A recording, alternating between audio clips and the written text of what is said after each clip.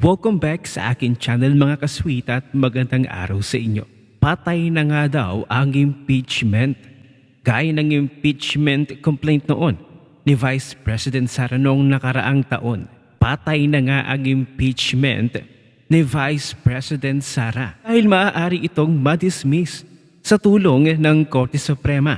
Panoorin natin ang video na ito. Okay, so ngayon, with everything that I've said, ano ba talaga yung main point or yung issue?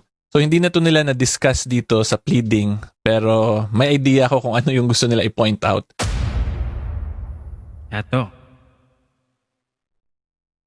Kasi kung titingnan po natin yung impeachment complaint proceedings against PBBM, one of the reasons or one of the grounds na ginamit doon is yung alleged kidnapping and surrender kay FPRRD to The Hague. Therefore, may betrayal daw of public trust or a culpable violation of the Constitution because of that.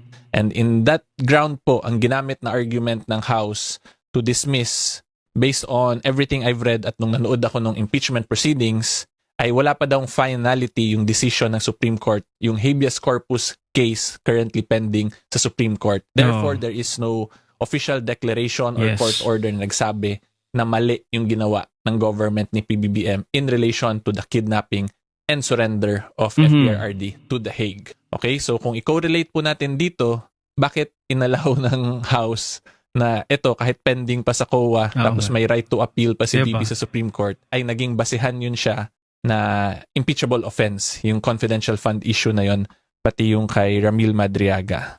Diba? And like dito po, kung makita nyo sa paragraph 29, ang sinabi talaga nila, in addition, Ramil Madriaga's alleged affidavit seems to have been treated as gospel truth despite being equally unauthenticated, inherently credible, or questionable origin, and devoid of any probative value. And also, yun nga po, this is pending in a perjury case. Ito po, yung sa paragraph 32. So, hindi nila to sinabi, pero yun yung personal observation ko kasi yun yung gusto nila i-point out na may mga pending pa, wala pang finality, pero it was used against VP Sara sa impeachment proceedings.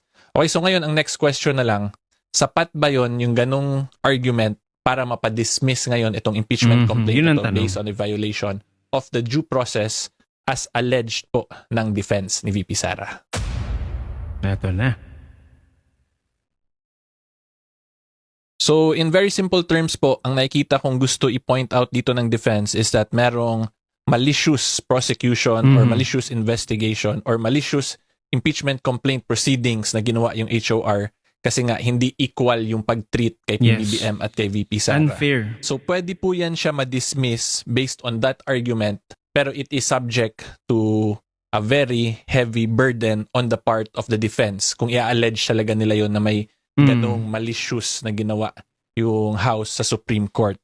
Kasi they have to show with sufficient evidence and not bare allegations lang po. Kasi of course, kung magre-rely lang tayo on testimonies ng parties na nagre-reklamo, lahat po ng sasabihin nun ay pabor lang sa kanila, di ba? So anyway, going back, kailangan nila mag-submit aside from the testimonies, mga explanations sila, ng evidence din na will show kung ano yung rason bakit nag-iba yung the way pag-handle ng proceedings which led to a malicious prosecution or investigation nga nung impeachment proceeding against VP Sara compared dun sa impeachment case ni PBBM. Naging bias Okay, kasi. so again, going back, posible po yun, pero it is subject nga po to a heavy burden na kailangan mapakita. Hindi pwede yung puro lang tayo oral statements or verbal allegations kasi yun nga po, maging self-serving lang lahat yun. Pero kung may mga, let's say lang po for discussion purposes, may mapakita silang mga evidence na nagkaroon nga ng bigayan ng maleta. Kasi ito po, ito naman yung laging ina-allege. So, i-discuss na lang natin fully para maintindihan po talaga. Kung may mapakita po silang evidence in relation to that maleta. So, doon po ngayon, mukhang kaya iba is because of that maleta. Diba? So, yun yung mga scenarios or possible examples lang na sa tingin ko para ma-convince po nila kung assuming i-aakyat po nila to sa Supreme Court talaga. And ito naman po lahat ng dinidiscuss natin is all for educational purposes lang kasi madami pong hindi talaga tayo alam kasi at the end of the day, it's up to them kung ano yung gagawin nila. Pero previously, since answer ad cautelam din po yung final ni VP Sara sa Senate noong 2025, nag-question siya sa Supreme Court, kaya sa tingin ko po, aakyat din talaga to sa Supreme Court. Posible. Okay, so yan lang po ang masasabi ko as to that very interesting and juicy legal question or issue in relation to this. And then this one po, yung defense na no ultimate facts. Basically, yung point nila dito ay hindi sapat yung kwento para mag-constitute as an totoo. impeachable offense.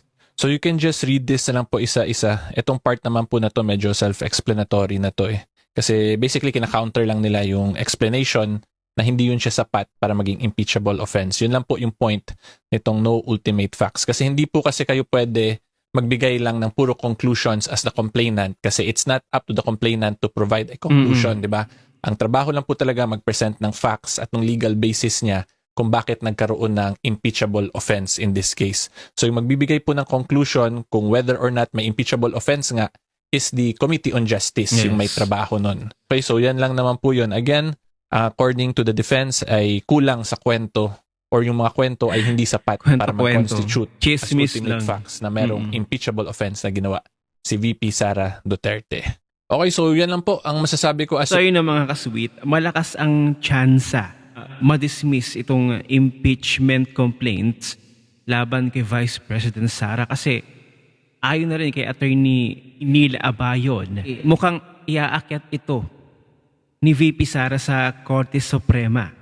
So, mayayari sila pagdating sa technicality. Kasi itong mga buhayang kongresista na ito ay basta-basta na lamang. Talagang nagmamadali sila na mag-proceed na agad itong impeachment doon sa Senate. Doon pa lamang sa pagkaka-interview ni Miss Karen Davila sa abogado ni Vice President Sara na si Attorney Powa sa pagkakagastos ng 125 million in just 11 days. Ano ba yung nakomit na violations doon ni VP Sara? Ano ba yung crime doon ni VP Sara? Doon sa 600 million pesos sa confidential funds na yun ni VP Sara. Again, may nakomit ba na violations? Anong crime doon? Sige nga, kung matatalino kayong mga kakamping, meron ba? And in fact nga, na-liquidate naman ng tama. At malinis pa, ayon sa COA. Kaya't napakahirap. Diba, nahihirapan kayong ipagtanggol itong impeachment na ito laban kay VP Sara. Kasi, ang hangarin nyo lang naman talaga dito, propaganda. Siraan ng siraan si VP Sara. Siraan yung kanyang pangalan, yung kanyang reputasyon, yung kanyang pagkatao. At doon kayo kumukuha ng lakas ng loob, hoping na kumagat ang taong bayan. At hoping na bumaba yung kredibilidad ni VP Sara. At syempre hoping kayo sa propagandang yon na hindi mananalo si VP Sara sa 2028 elections. Kasi kapag nanalo si VP Sara sa 2028 elections, lahat ng mga nag-aakusa sa kanya na siyang, kung tutuusin, sila ang may mga tinatagong baho. Lahat ng mga tao na nang-aakusa kay VP Sara at sa kanyang pamilya ay may tinatagong bahong kung ano-ano. Siyang dapat malaman ng taong bayan at dapat maparusahan. Kaya nga doble kayod kayo ngayon para makamit ang inyong tagumpay, ang kanyang mithiin na masira si VP Sara. Hindi na muling makatakbo si VP Sara sa 2028. Pero habang nangyayari ito, pangpatuloy yung inyong ipinipilit na impeachment, habang patuloy ang inyong paninira kay VP Sara, abay lalong-lalo pa siyang umaangat. Lalong pinagkakatiwalaan ng taong bayan. At lalong mas marami pang nagtitiwala sa kanya. Dahil nga sa lifestyle pa lang ngayon ni VP Sara at sa lifestyle ng mga buwayang kongresistang ito. Abay baligtad, parang yung mga buwayang kongresista pang ito ang yumayaman. So dun lang tayo. Sa totoo, hindi na bobo ang taong bayan. Kung mayroon man dito ay mga uto-uto ang mga loyalista at mga pink na naniniwala pa rin sa mga propaganda laban kay VP Sara. Kung kayo ang tatanungin mga kasweet, pabor ba sa inyo na umakyat ito sa Korte Suprema?